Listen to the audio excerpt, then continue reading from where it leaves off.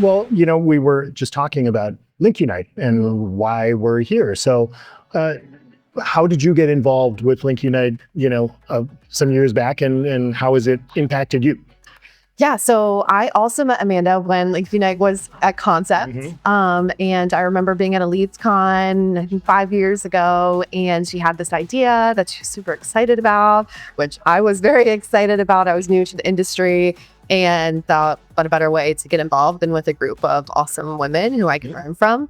So ever since then, I became a member as soon as LinkUnite started, have been to many of these LinkUnite conferences, and it's a great group. Longer ago, it was really a boys' club, but it is still kind of a boys' club. How's that changed in the 5 years that you've been in this space, do you think? Well, one thing with this group is that we can look for each other. Like we can walk into a room immediately, be like, oh, I know her from LinkUnite. And rather than walking into a room where, sure, there's other women too, but you may not know them and they're, in a different conversation or whatever is going on. So having that definitely makes it more welcoming. Just the amount of women in every room at these conferences has increased over the last 5 years, which is great to see. Like even when I go to a conference and walk the trade show floor, anything like that, there's always women in every single booth. How did you get into this space? I thought that when I graduated, I would do a marketing role, but I graduated in 2020, so it was COVID, and I was like, I just need to get a job. There's few job postings right now. I will apply for what I can.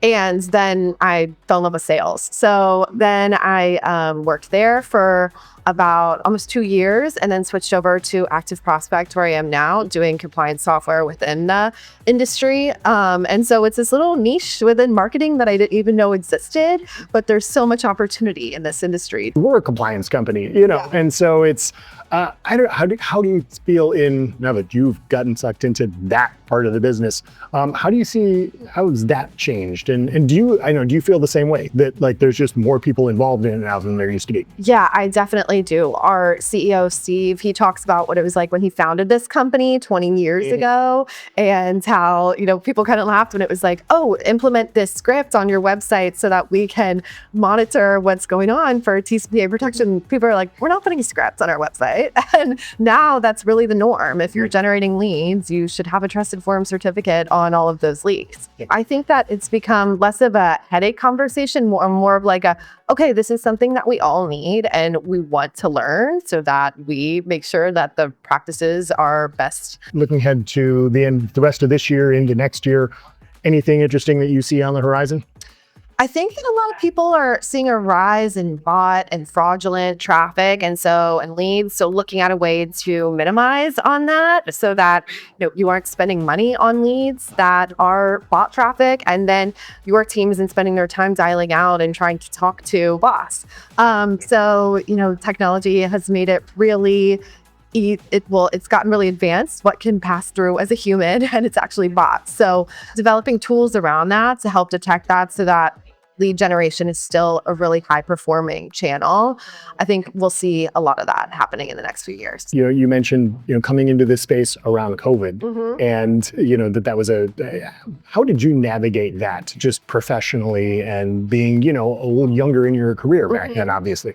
Yeah, that was a little interesting because I did start outbound SDR. So I was cold calling during COVID and no one was in the office. Office phones kind of went away post 2020.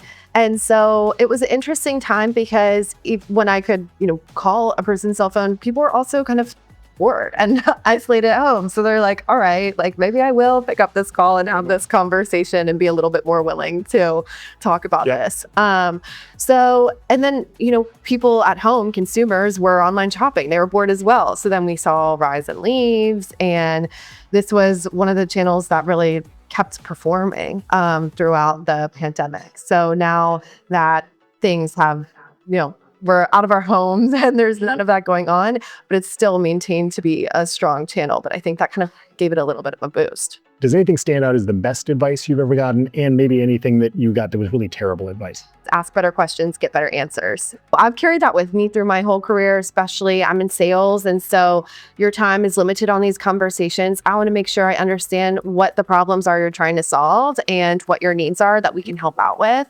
And I can do that by asking better questions so that we make the most of our time and I can really figure out what your use case is.